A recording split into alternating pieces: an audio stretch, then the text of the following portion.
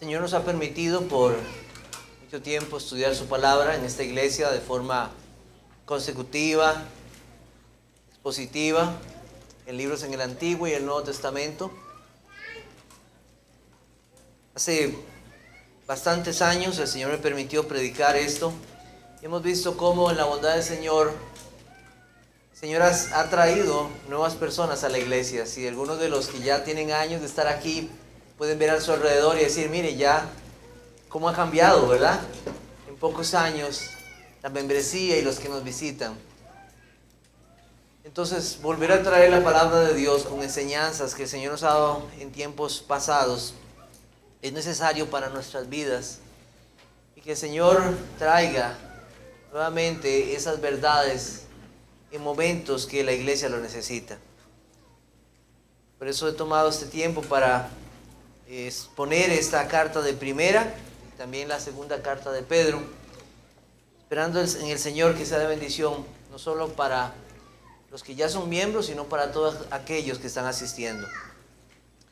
Entonces voy a leer solamente los dos primeros versos. Dice: Pedro, apóstol de Jesucristo, a los expatriados de la dispersión en el Ponto, Galacia, Capadocia, Asia y Bitinia, elegidos según la presencia de Dios Padre en santificación del Espíritu, para obedecer y ser rociados con la sangre de Jesucristo, gracia y paz os sean multiplicadas.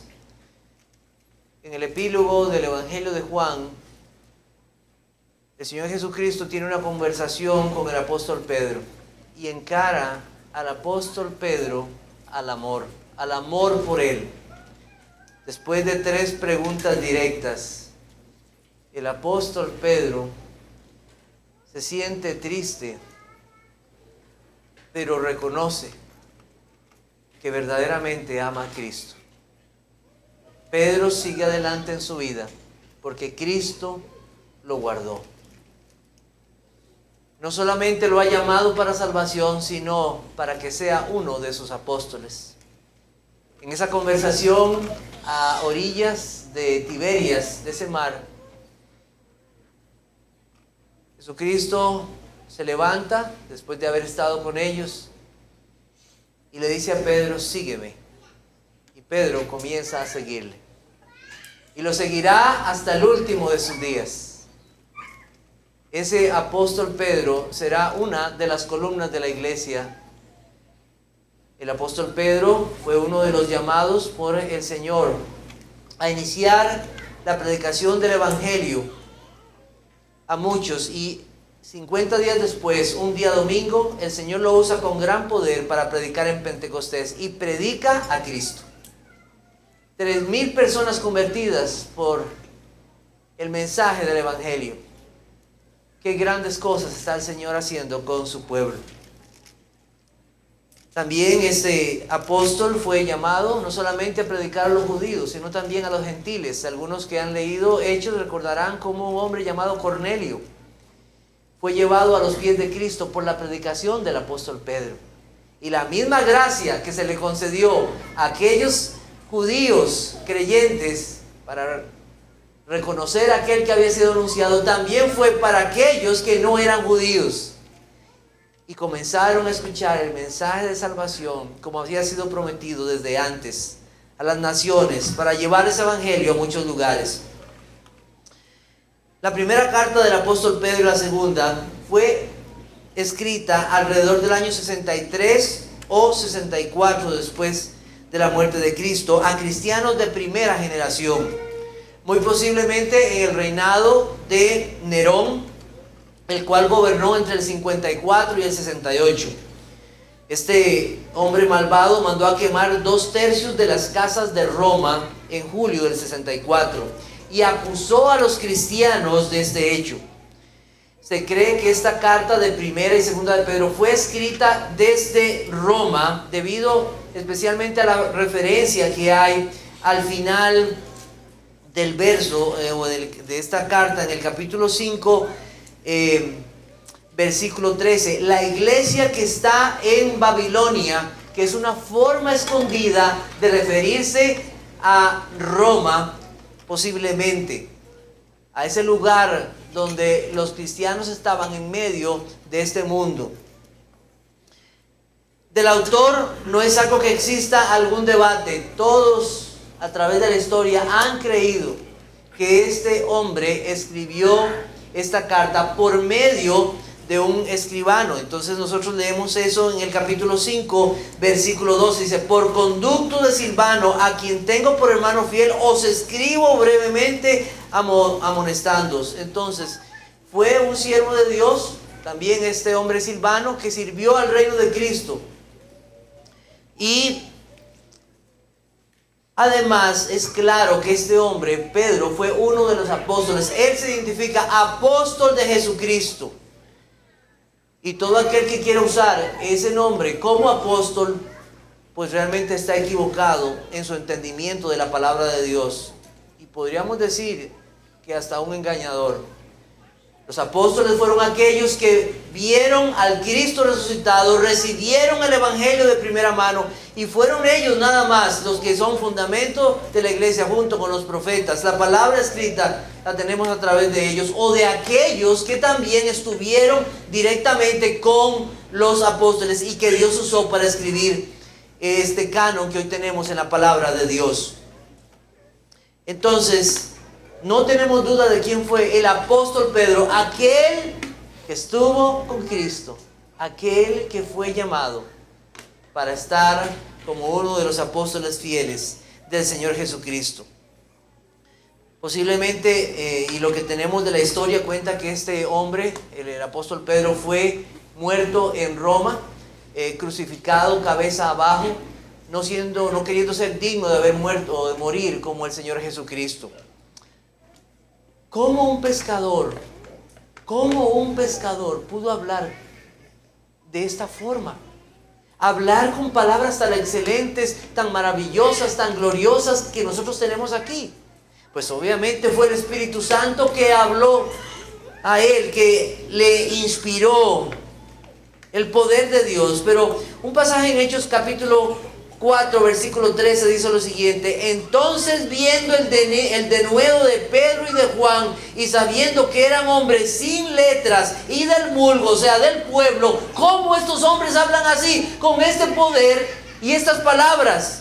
Se maravillaban, dice, y le reconocían que habían estado con Jesús.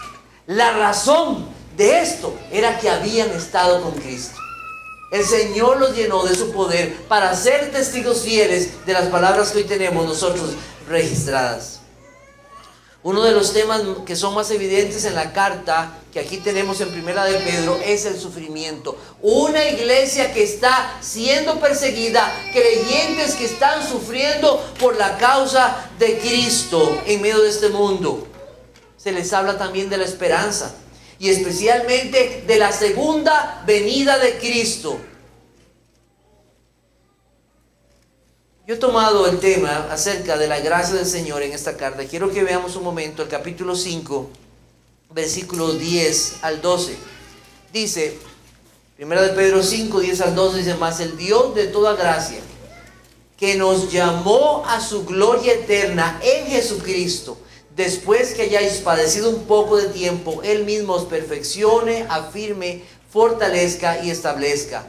A Él sea la gloria y el imperio por los siglos de los siglos. Amén.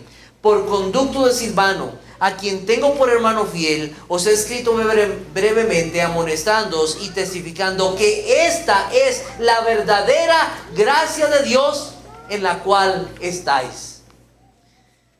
Entonces, el título de esta serie de mensajes será: la gracia del Señor para la iglesia que espera su regreso. La gracia del Señor para su iglesia que espera su regreso. La palabra gracia indica el favor de Dios especialmente en una persona: Jesucristo. Jesucristo. La gracia es aquella salvación de Dios en un acto libre de su bondad hacia pecadores que no la merecen. También nosotros vemos la gracia de Dios en otros aspectos. Por ejemplo, la existencia de nuestras vidas en este momento. Dios tiene cuidado de su creación. Eso es parte de su gracia común. Pero también de forma especial Dios cuida en su gracia a su pueblo, a los suyos. ¿Para qué? Para fortalecerlos, para guiarlos, para afirmarlos, para establecerlos. Aquellos que han sido llamados por Dios a la comunión con Jesucristo. Sin la gracia de Dios, nadie va a ser salvo. Nadie va a estar en los cielos a no ser que haya recibido la gracia de Dios. Absolutamente nadie. Y ningún cristiano puede vivir esta vida ni un solo segundo sin la gracia de Dios. Necesitamos su gracia en todo momento. Las cartas de la mayoría de los hombres que escribieron este maravilloso libro comienzan así, con la gracia, y terminan con la gracia. Y casi siempre en sus salutaciones, aquí está, y no es una excepción como la vemos aquí en el versículo 2. Así que nosotros consideraremos en esta carta varias cosas. Primero veremos la gracia de Dios para salvación, la gracia de la sumisión, la gracia del sufrimiento y la gracia para el servicio. Todo en medio de este mundo hasta la venida de nuestro Señor Jesucristo. Esta primera parte, que es la gracia para la salvación, estará abarcando posiblemente el capítulo 1 y parte del capítulo 2. Eso veremos en esta primera parte. Y en esta mañana, entonces, consideremos estos dos versos para alabanza de Dios por su salvación. El versículo entonces comienza hablando acerca de los expatriados de la dispersión. Expatriados de la dispersión. ¿Quiénes son ellos? ¿Quiénes son esos expatriados de la dispersión? Vamos a buscar Hechos capítulo 8, versículo 1. Hechos capítulo 8.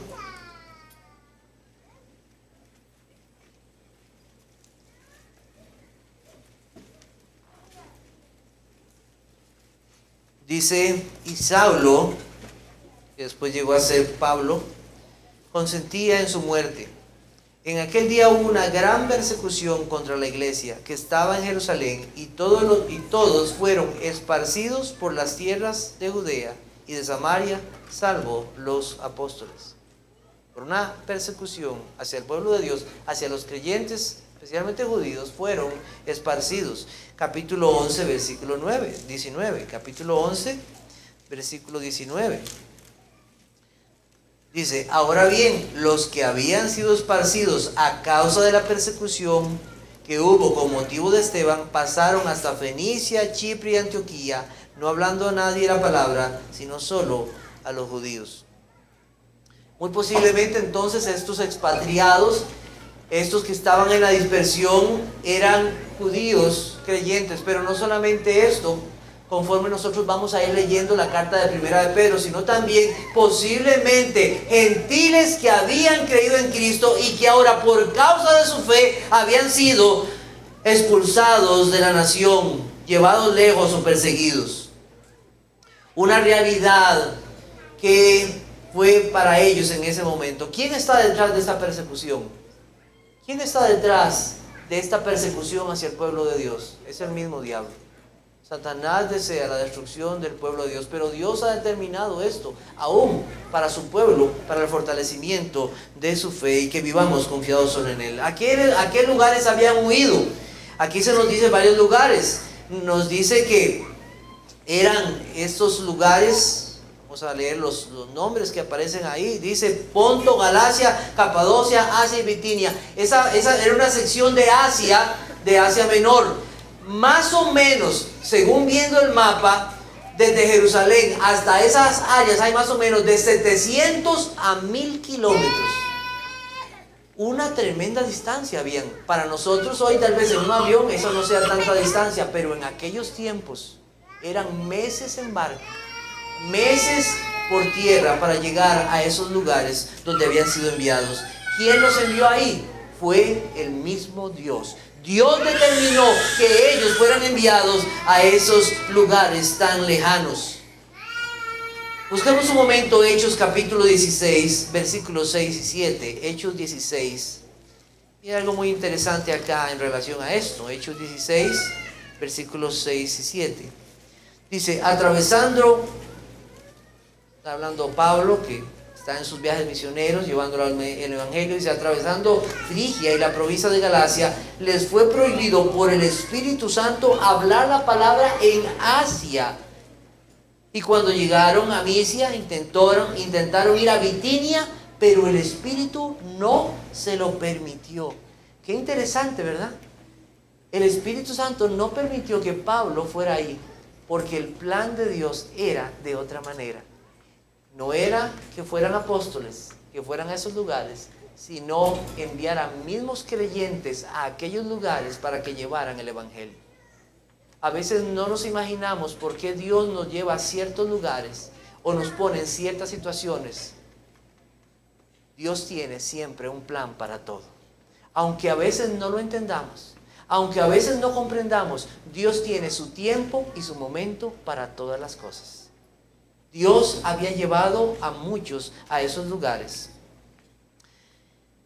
Pedro, casi inmediatamente después de decir quiénes son los destinatarios, les dice algo maravilloso a estos expatriados. Los llama los elegidos y entonces nos va a presentar algo muy hermoso. Nos va a presentar el plan trinitario de la salvación. El plan trinitario de la salvación. Entonces leemos ahí en el versículo 2, elegidos según la presencia de Dios Padre, santificación del Espíritu para obedecer y ser rociados con la sangre de Jesucristo, gracia y paz os sean multiplicadas. La palabra elección, el apóstol Pedro la vuelve a mencionar en su segunda carta y nos llama a estar firme en ella. En unas pocas palabras, en el verso 2 se menciona la Trinidad. Se menciona al Padre, al Hijo y al Espíritu Santo. ¿Se dieron cuenta ahí? En un solo verso, la Trinidad. El Padre que ha elegido, el Espíritu Santo que santifica y el sacrificio del Hijo, la redención del Hijo. Esta elección de Dios nos muestra una realidad divina. Quien llega a la salvación es por la voluntad de Dios. Quien llega a ser salvo no es porque yo quise ser cristiano, es que yo me hice cristiano. No, fue Dios quien te llamó para la gloria de Él. Es la voluntad del Señor. Si tú escogiste los caminos de Dios, es porque Dios te escogió primero. Si un día fuiste al Señor, es porque su poderoso llamado llegó a tu vida. Los elegidos. La palabra presencia que aparece ahí no significa que Dios ve el futuro y tiene entonces un conocimiento anticipado de quienes creen y por eso los elige. Cuidado, porque algunos creen que eso significa eso. Eso no significa eso, sino que la soberana y eterna decisión de un Dios que ha determinado todas las cosas, absolutamente todas las cosas. Esa misma palabra, ese mismo significado, lo podemos encontrar en Hechos capítulo 2, versículo 23. Cuando dice, a este entregado por el determinado consejo y anticipado conocimiento de Dios. Esa palabra, esa frase, prendisteis y matasteis por manos de inicuos crucificándole. Que Cristo fue a la cruz no fue el suceso o la serie de sucesos que pasaron o hechos que nadie supo cómo y Cristo llegó a la cruz. No, ellos no dicen eso. El anticipado conocimiento de Dios, el predeterminado poder de Dios y en su sabiduría había determinado cada una de las cosas para que Jesucristo llegara a la cruz un día. Así fue. Ese es el Dios en que nosotros creemos. Nosotros no creemos en un Dios de la casualidad. No creemos en un Dios que dice, a ver cuál será mi destino. No, Él ya tiene todas las cosas escritas, determinadas para gloria de su nombre, porque Él es soberano, autor de todas las cosas para su gloria. El plan divino trazado desde la eternidad. Así que Pedro quiere dejar claro a estos expatriados, ustedes no son el producto de la suerte, de la casualidad, o porque Dios previó que ustedes creerían, sino fue el acto voluntario y soberano del Señor para elegirlos para salvación. Imagínense cómo llegan estas palabras a esos expatriados que están allá. Yo estoy aquí, yo soy salvo, no por una casualidad, sino porque el Señor me eligió. Porque el Señor ha querido todas las cosas y de esta manera para mí. ¿Por qué? ¿Por qué? Solamente por gracia. Maravillosa gracia. Solamente por gracia. Para que nuestra confianza no esté en nosotros, sino en el Dios que llama. Y eso es lo que el mismo apóstol Pablo dijo en Romanos 8:29. Porque a los que antes conoció, también los predestinó para que fuesen hechos conformes a la imagen de su Hijo, para que Él sea el primogénito entre muchos hermanos. La doctrina de la elección y el llamamiento eficaz que Dios hace a una persona no es el invento de unos reformadores en el siglo XVI. No, es el plan de Dios que está escrito aquí en su palabra para salvación. No es una casualidad. No es que a alguien se le ocurrió, no, es el plan de Dios para salvación. No es un misterio para algunos que son muy sabios o para algunos pastores. No, aquí está para la gloria de Dios, para que Dios sea alabado por aquellos que elige por su soberana voluntad. Y alguien preguntará, ¿y por qué elige? ¿Por qué elige? ¿Acaso será algo en la criatura? ¿Habrá algún sentido de bondad por el cual Dios elige? ¿O será algo agradable que vio en mí? Y porque eres una muy buena persona y te portaste muy bien, por eso te va a elegir.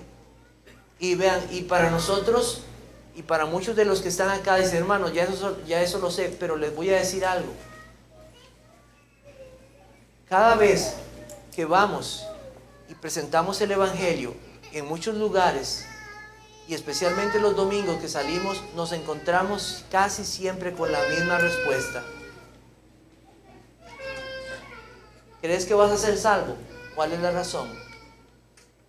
Porque he tratado de hacer las cosas bien. Esa respuesta la encontramos una y otra vez. Pero la Biblia enfáticamente dice que eso no es así. Ninguna persona merece la salvación. Más bien somos inmerecedores de la gracia de Dios. Es que eso es importante. No merecemos la gracia de Dios. Lo que merecemos es su ira y la condenación. Porque cada persona es un pecador y está destituido de la gloria de Dios. La gracia de Dios es lo que hace posible que una persona llegue a Dios y llegue a Él. Pura gracia. Donde abundó el pecado, sobreabundó la gracia.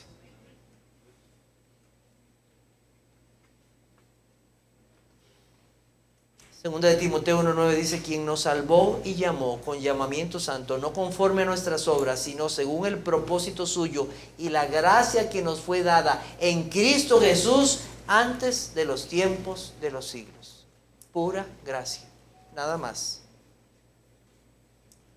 De hecho, el mismo Pedro aquí nos dice en el versículo 2, dice, elegidos según la presencia de Dios, Padre en santificación del Espíritu, para obedecer. No dice por obedecer, no dice por obedecer, dice para obedecer. Es que no es alguna obediencia tuya o mía o de alguien más.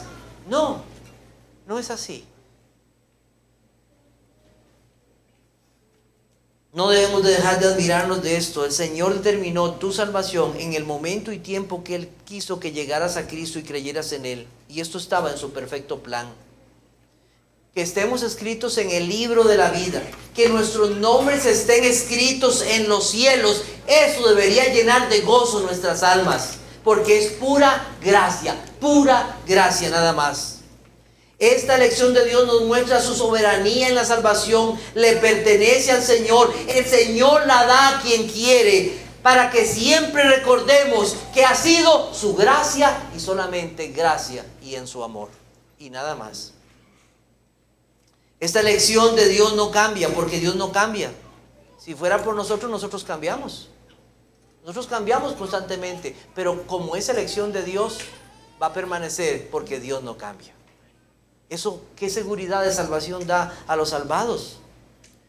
Mi Padre que me las dio es mayor que todos y nadie las puede arrebatar de la mano de mi Padre. Eso nos da tanta confianza. Que sea la voluntad de Dios y que no dependa de nosotros. Esta elección es para salvación en aquellos que ha determinado para alabanza de su gloria. Busquemos Efesios capítulo 1. Efesios capítulo 1. Versículos 4 al 6 dice: según nos escogió en Él antes de la fundación del mundo, para que fuésemos santos y sin mancha delante de Él, en amor habiéndonos predestinado para ser adoptados hijos suyos por medio de Jesucristo, según el puro afecto de su voluntad, para alabanza de la gloria de su gracia, con la cual nos hizo aceptos en el amado. Gracia, nada más gracia.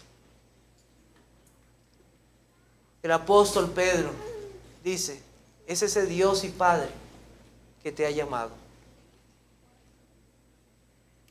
Es el Padre de las luces, en el cual no hay sombra ni mudanza de variación. Es el Padre de nuestro Señor Jesucristo y ahora nuestro Padre. Porque eso también debemos de pensarlo muy bien y meditarlo.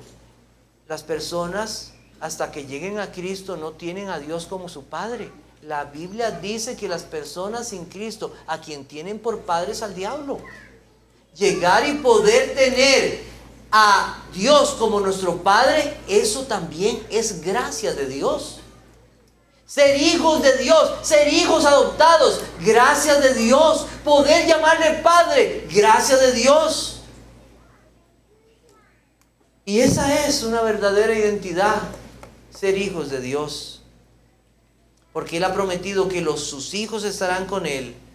Y mientras estemos en este mundo, sus hijos serán guardados en su nombre. Y ha prometido que el amor con que el Padre amó al Hijo estará con aquellos que ha llamado también. Mientras usted esté en esta vida y usted sea un hijo de Dios, Dios le va a guardar. Y usted está protegido en el amor de Dios. En segundo lugar, el apóstol Pedro considera esa salvación también en la obra del Espíritu Santo. El Espíritu Santo es Dios y el Espíritu Santo está totalmente involucrado en esta salvación, especialmente en la santificación. El Espíritu Santo debe ser honrado como Dios porque Él es Dios. Para poder triunfar sobre el poder del pecado es necesaria la acción regeneradora del Espíritu Santo. Cuando alguna persona va a Cristo, es porque ya el Espíritu Santo está actuando en él. Algunas personas dicen: es que yo desde muy pequeño, mire, no, es el Espíritu Santo. No hay otra forma. El Espíritu Santo es el que da vida. Nadie puede ver el reino de Dios si no ha nacido de nuevo. Y ese nacimiento solo puede ser por el Espíritu Santo de Dios, quien es el que regenera. No hay otra forma. Es el Espíritu Santo que nos aparta de esa vida de pecado para que podamos correr a Jesucristo como nuestra única esperanza. El Espíritu Santo viene a morar en nosotros.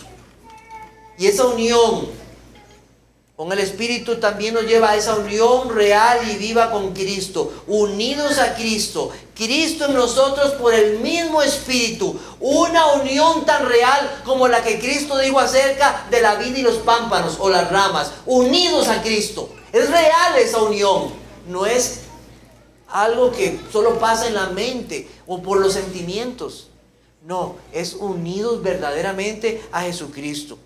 Cuando una persona es unida a Cristo, esa persona cree en el Señor, deja el pecado. Cristo por su Espíritu triunfa en la vida de esa persona porque Cristo triunfó sobre el pecado y en la cruz pagó por la culpa de cada uno de los que han sido elegidos. Esa persona nace del Espíritu y todo lo que es nacido del Espíritu vence al mundo. Todo. Ya el pecado no se enseñorea de esa persona porque ahora tiene un rey en su vida y su rey es Cristo. El que ha nacido del Espíritu es unido a Cristo, es libertado del poder esclavizador del pecado y el pecado ya no tiene poder sobre él porque ahora le pertenece a Cristo. La unión con Cristo lleva a una vida de santidad porque es el Espíritu Santo, el mismo Espíritu de Cristo. Y si alguien no tiene el Espíritu de Cristo, no es de Él. No es de Él.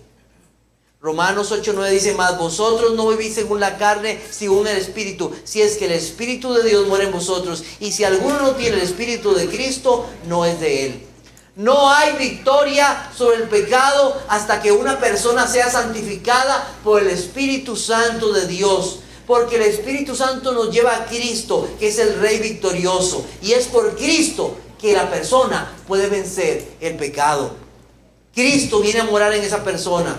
Por esta razón, una persona no debe esperar y decir: mire, déjeme cambiar algunas cosas en mi vida y entonces yo voy a ir a Cristo. No, por favor, no se engañe. Esa es la mentira del diablo y de su propio corazón engañoso. Créale a Dios, el Espíritu Santo es el que santifica. Venga el Señor, venga Cristo. Él dará su Espíritu a todos aquellos que creen en Él. El Espíritu Santo penetra hasta lo más profundo del ser y lo santifica. Y se evidencia de muchas maneras. Se evidencia de muchas maneras. El que roba, ya no roba.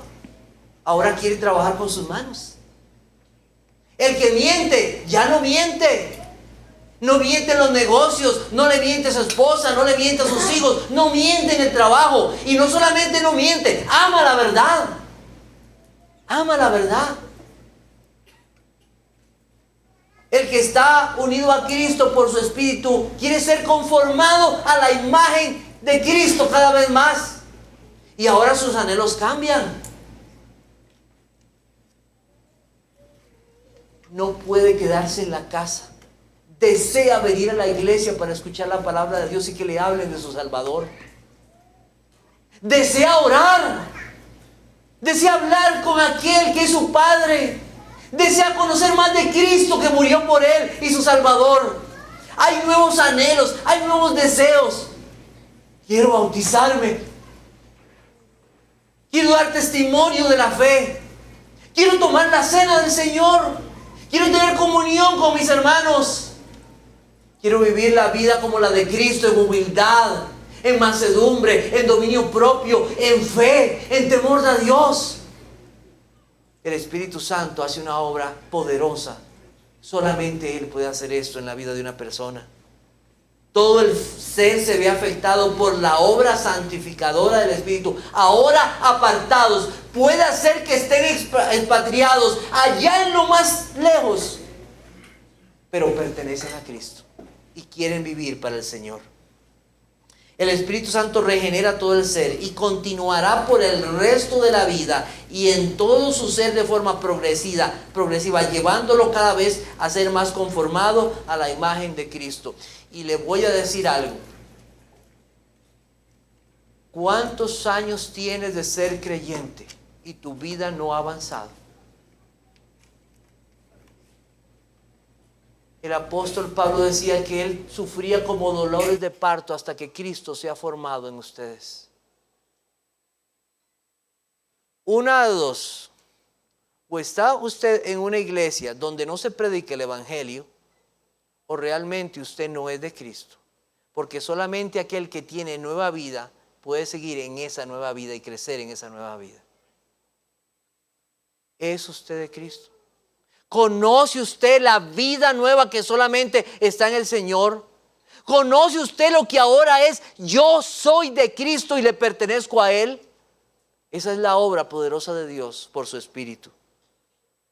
Es el Espíritu Santo que nos capacita para que constantemente vayamos a Cristo, venzamos la tentación en Cristo y encontremos en Él la fuerza para vivir cada día para su nombre. Finalmente, entonces, el apóstol Pedro menciona ahora el sacrificio de Cristo a favor de los elegidos. Y entonces ahí en Primera de Pedro, capítulo 1, versículo 2, tenemos el primer para. Dice, para obedecer. Hay una serie de paras que hay ahí en el resto del capítulo. Vean el versículo 3, dice, casi al final, para una esperanza viva. Ahí hay uno. Versículo 4, para una herencia incorruptible. versículo 7, para que sometida a prueba vuestra fe, mucho más preciosa que el oro.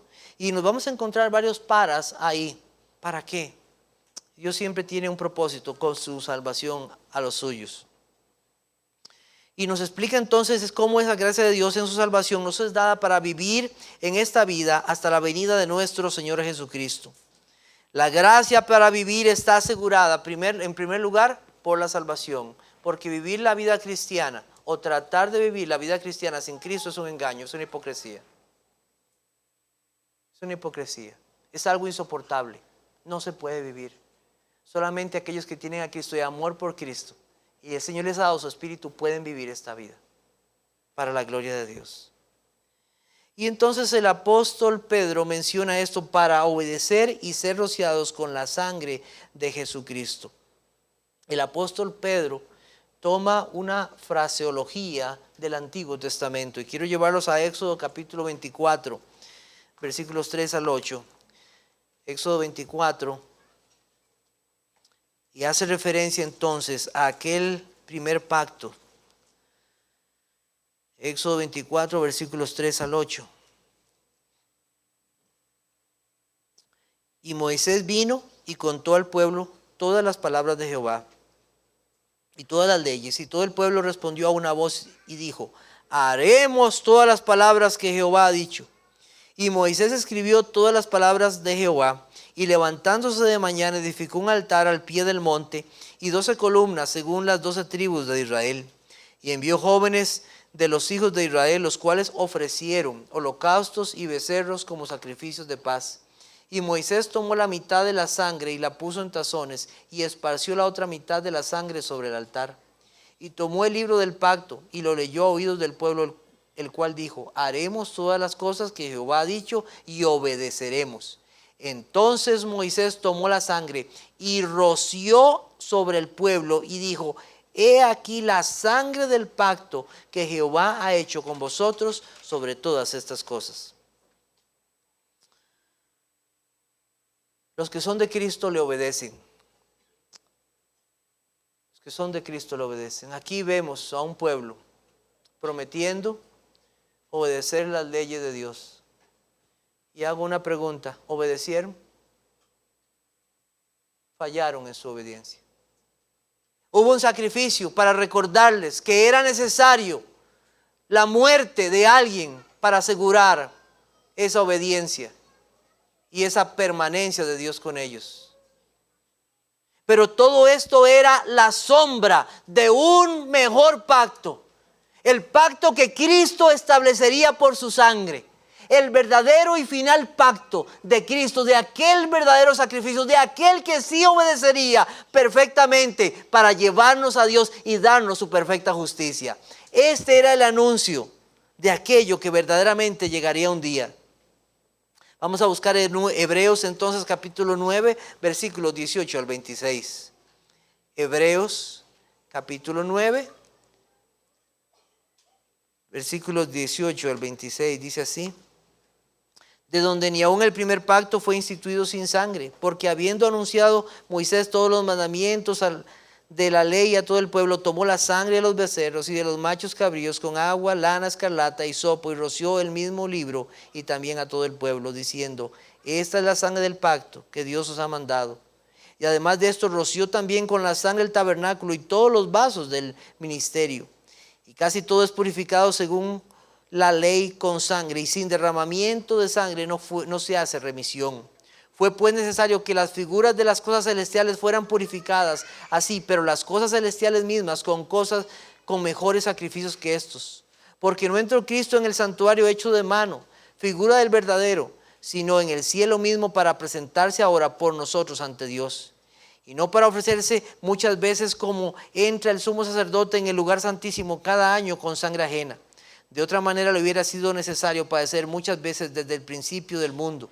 Pero ahora en la consumación de los siglos se presentó una vez para siempre por el sacrificio de sí mismo para quitar de en medio el pecado. Y de la manera que está establecido para todos los hombres que mueran una sola vez y después de esto el juicio. Así también Cristo fue ofrecido una sola vez para llevar los pecados de muchos y aparecerá por segunda vez sin relación con el pecado para salvar a los que le esperan. Fue el Señor Jesucristo con su sacrificio y obediencia que aseguró que los suyos estarían delante de él purificados y vivan para aquel que los salvó. Sin la sangre del Hijo no hay perdón de los pecados. Moisés literalmente roció la sangre sobre el pueblo. Esto no lo hizo por un mero ritual. Era la indicación real de que era necesario un sacrificio. Alguien paga con su vida según Dios lo ha demandado. Alguien muere en su lugar. La paz con Dios no sería posible sin ese sacrificio, porque los pecados estaban delante del Señor.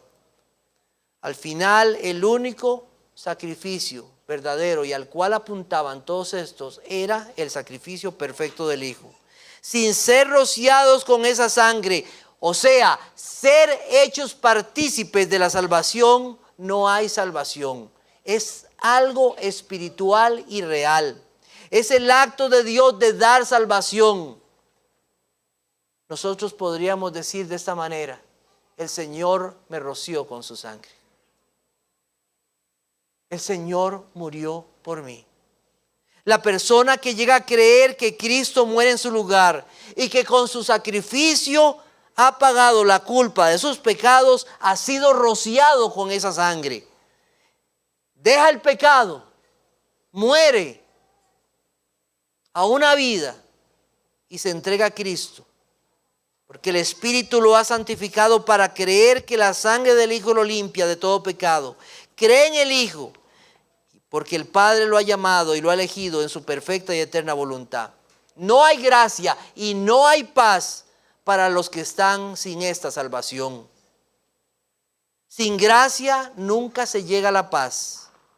En aquellos que les concede esta bondad del Señor, no acaba ahí. Cada día son llevados a vivir en la gracia del Señor y por su gracia cada día viven para Dios.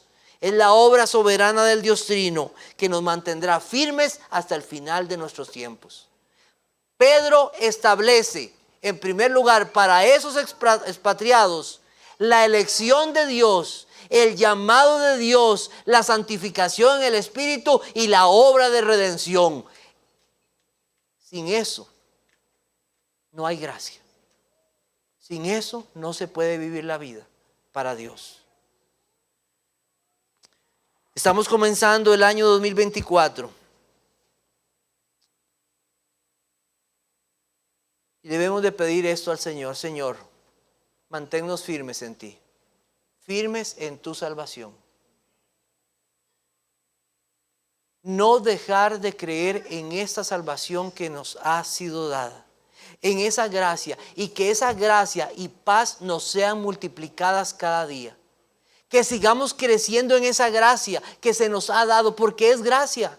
Porque podemos llegar a estar muy acostumbrados de esa gracia y no admirarnos de la gracia del Señor y maravillarnos de esa gracia.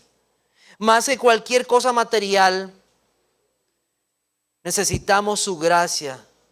Necesitamos esa gracia que lleva a esa verdadera paz. Ser llevados a alabar y levantar nuestros ojos por esa salvación tan grande. No importa dónde esté, no importa si estás en medio de la angustia, la persecución, la tribulación o donde sea que estés, esa salvación está asegurada por el Señor. Una salvación trinitaria. Para finalizar, debemos recordar esto en esta mañana. Todos los creyentes somos expatriados.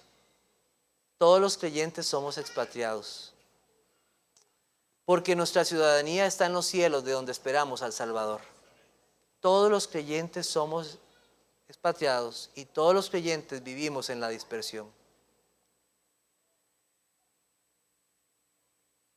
Hay personas que se van a vivir a otros países por razones laborales, por razones familiares o de salud.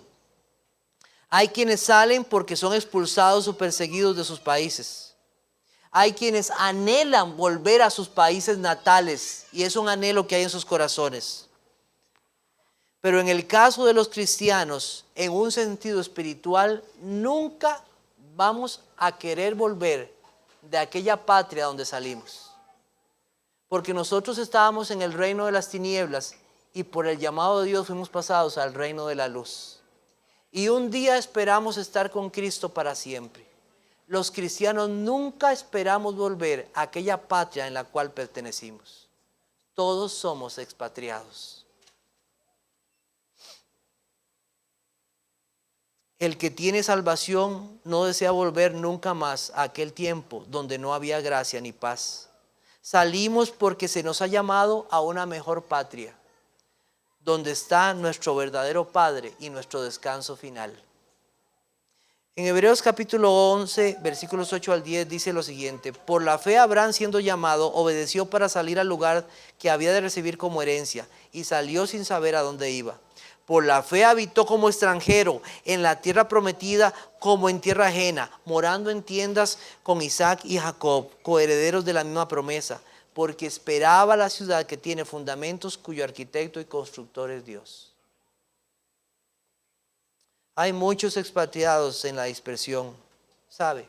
Pero un día, todos serán reunidos y todos alabarán la gracia que los hizo partícipes de esa salvación. Un día. Estos expatriados fueron por causa de la fe en Jesús, en Cristo. Y esto debe ser parte de nuestra cosmovisión como cristianos. Vivimos en este mundo siendo perseguidos, siendo atribulados por causa de Cristo y de su evangelio. Esta no es nuestra patria. Nosotros esperamos una patria mejor. ¿Cómo afecta eso nuestra vida? ¿Por qué sigue apegado a las cosas de esta vida y les da tanta importancia? ¿Por qué? ¿Por qué anhela tanto las cosas temporales?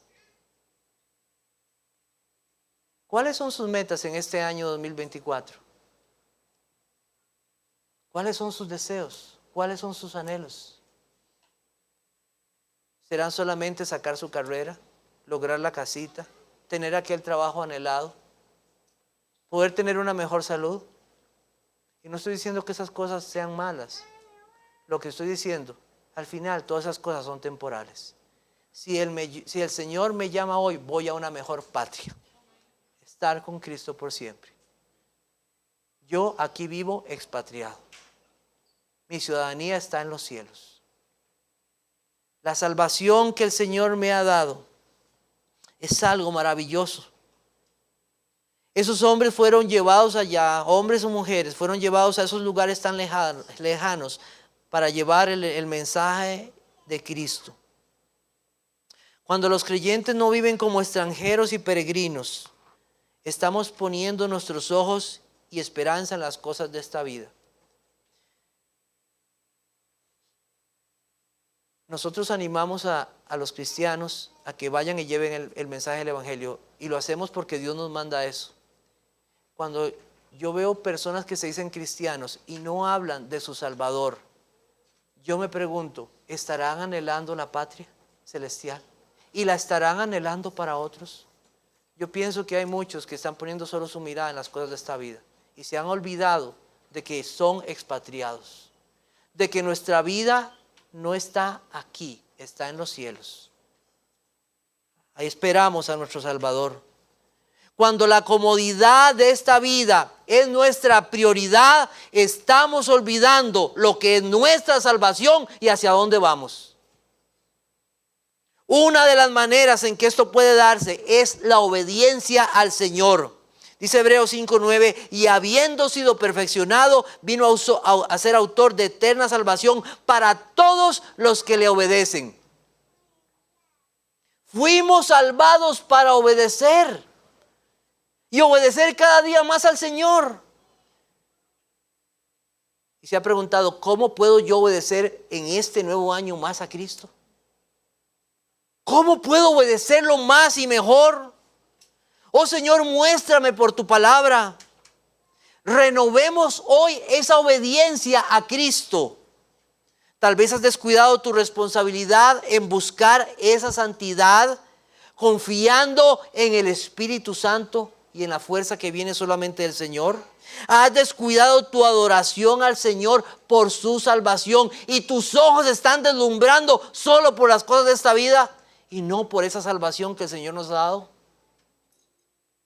Verdaderamente cantamos maravillosa gracia. Maravillosa gracia, haber sido elegido, haber recibido su gracia, haber sido santificado, haber sido rociado con esa sangre que asegura nuestra salvación. Oraciones sin agradecimiento constante en la salvación y que no meditan en esa salvación. Debemos dar gracias a Dios por ser un expatriado en este mundo y tener la patria celestial. Gracias por haber sido elegidos, porque yo lo que merecía era la condenación por mi pecado. Gracias a Dios por su Espíritu que nos hizo nacer y por su Hijo quien pagó y nos limpió de nuestros pecados. Miremos y levantemos nuestros ojos y alabemos la gracia del Señor y como aquellos en el pasado renovemos nuestra obediencia a Cristo en este 2024. Y hoy, amigo, tú que estás o amiga que estás en esta mañana, te quiero preguntar, ¿a cuál patria perteneces? ¿A cuál patria perteneces? ¿Cómo sabes la respuesta a esto? Mira lo que dice la Biblia. No mires tu corazón porque te vas a engañar. Mira lo que dice la Biblia. ¿Es Dios tu Padre? ¿Es Dios tu Padre? ¿Lo amas? ¿Lo obedeces? La Biblia llama a las personas sin Cristo,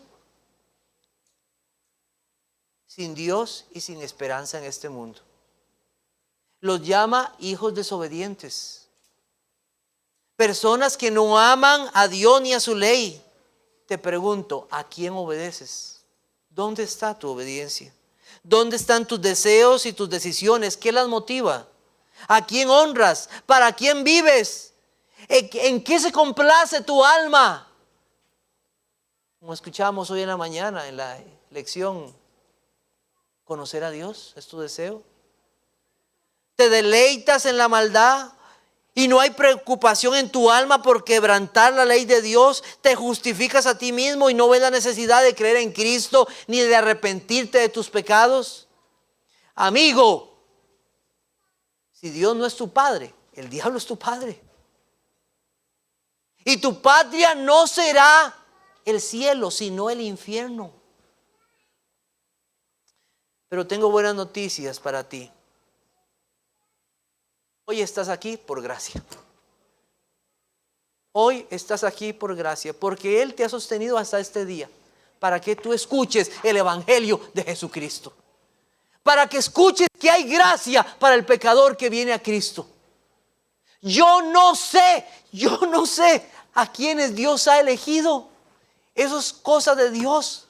Y Dios no te manda a preguntarte quiénes serán esos. Dios te manda a arrepentirte y creer en el Evangelio.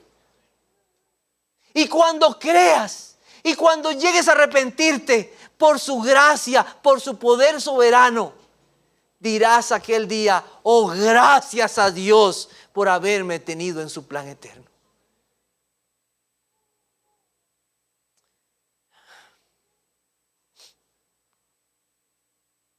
Él llama a personas para arrepentirse y creer.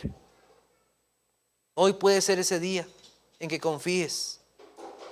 Hoy puede ser ese día en que Él ha determinado para ti la salvación. ¿Te arrepentirás hoy?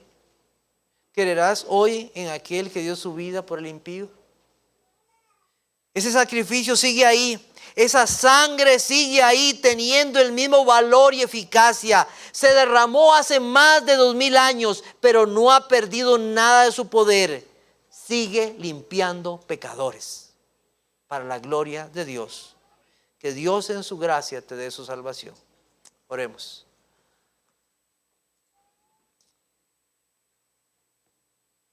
Te alabo, Padre, y doy gracias